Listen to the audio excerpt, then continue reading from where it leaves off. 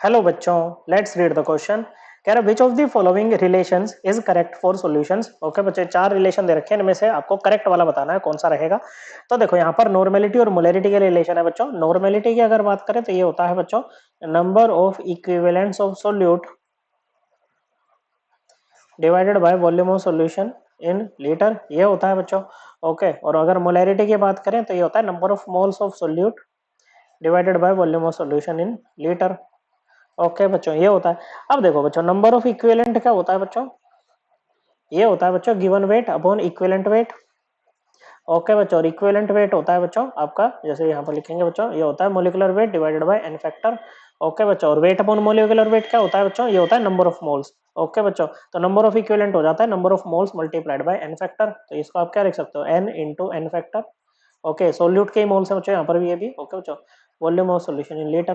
तो n upon volume of solution in litre क्या होता है बच्चों, मोलैरिटी होता है। देयरफॉर आप क्या कह सकते हो, नॉर्मेलिटी जो होगा ना वो होगा n factor multiplied by molarity. Okay बच्चों, क्या होगा बच्चों, n factor multiplied by molarity. अब n फैक्टर कैसे निकालते हैं वो एक बार देख लेते हैं नेक्स्ट स्लाइड पे। ओके बच्चों, तो देखो n फैक्टर या वैलेंसी फैक्टर क्या होता है बच्चों, एसिड के लिए अलग से निकालते हैं बच्चों, बेस के लिए अलग से, और सोल्ट को अलग से। ओके बच्चों, तो एसिड के लिए क्या होता है बच्चों, एसिड के लिए आपका जो एन फैक्टर होता है वो होता है number of replaceable H plus ions. Okay, जितने आप H प्लस आयन रिप्लेस कर सकते हो वो एसिड का एन फैक्टर। बेस के लिए होता है बच्चों number of replaceable OH minus ions. और सोल्ट का होता है बच्चों, सोल्ट को डिसोसिएट करना। ओके, और ये होता है बच्चों magnitude of total positive charge.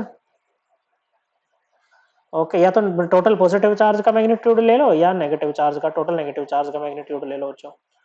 Okay बच्चों, ये क्या होता है आपका एन फैक्टर होता है बच्चों। इस तरह से हम एन फैक्टर निकाल सकते हैं। अब जैसे पहले वाले में बच्चों, अगर फर्स्ट वाले में बात करें तो Al2SO4 होल थ्राइस है। ओके बच्चों, तो ये कैसे टूटेगा बच्चों, इसको आप ऐसे कर लिखोगे 2Al3 plus 3SO4 2 minus. Okay बच्चों, चाहे पॉजिटिव चार्ज ले लो या नेगेटिव चार्ज ले लो, सोल्ट है बच्चों, चाहे पॉजिटिव चार्ज ले लो या नेगेटिव चार्ज ले लो, मैग्नीट्यूड कितना यूनिट का आएगा, 6 यूनिट का। तो इसका एन फैक्टर कितना हो जाएगा बच्चों, 6 हो जाएगा। मतलब इसके लिए Al2SO4 होल थ्राइस की जो नॉर्मेलिटी होगी ना बच्चों, वो किसके इक्वल होगी बच्चों, 6 टाइम्स दी मोलैरिटी होगी बच्चों। क्या होगी बच्चों, 6 टाइम्स मोलैरिटी होगी।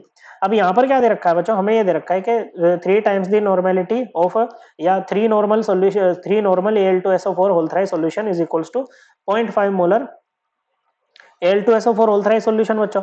ओके, तो यहाँ से अगर यह कहो 3 times the normality of Al2SO4 whole thrice. Okay बच्चों, नॉर्मेलिटी मतलब अगर सिंपली n लिखते हैं तो इसका मतलब होता है 1 नॉर्मल। ओके बच्चों, तो ये क्या हो जाएगा बच्चों, यहाँ से आपकी नॉर्मेलिटी क्या आ जाएगी बच्चों, ये आ जाएगी 0.5/3। ओके बच्चों, कितनी आ जाएगी बच्चों, 0.5/3 मोलर। ओके, और ये किसके इक्वल आ जाएगा बच्चों, 0.16 मोलर के इक्वल आएगा बच्चों। तो ये तो सही नहीं है बच्चों, आना तो ये चाहिए था बच्चों, तो ये आ रहा है बच्चों, तो ये इनकरेक्ट है बच्चों। तो हमें करेक्ट वाला ढूंढना है। ठीक है, फिर आते हैं दूसरे वाले पे।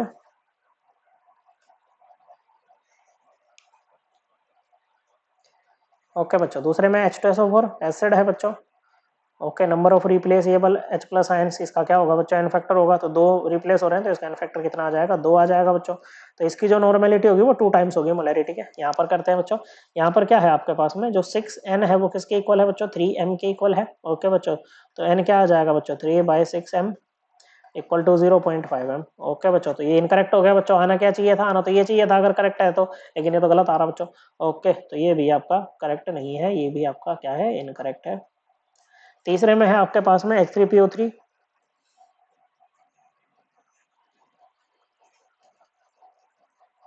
ओके, एसिड है बच्चों, इससे भी आपको 3H+ में, यहाँ से आपको 3H+ मिलेंगे और फॉस्फेट आयन मिलेगा बच्चों। तो एन फैक्टर कितना हो गया, 3 हो गया। Number of replaceable H+ ions देखेंगे बच्चों।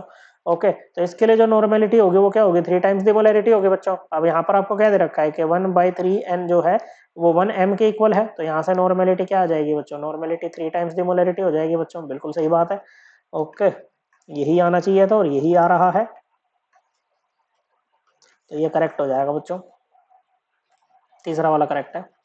ठीक है बच्चों, फिर चौथे में फिर से Al2SO4 अल्ट्राइस आ गया बच्चों, और अभी हमने देखा एन फैक्टर कितना रहेगा, 6 रहेगा बच्चों। ओके, जो नॉर्मेलिटी होगी वो 6 टाइम्स मोलैरिटी होगी बच्चों। यहाँ पर 6n इक्वल टू 1m हो जाएगा बच्चों। ओके, तो n की वैल्यू क्या आ जाएगी, 1/6m आ रहा है बच्चों। ओके, तो ये गलत हो गया बच्चों, ये वाला भी आपका इनकरेक्ट है। तो करेक्ट रिलेशन कौन से में दे रखा है? थर्ड वाले में दे रखा है। Correct answer is option 3। I hope आपको एकदम क्लियर हो गया होगा। थैंक यू बच्चों।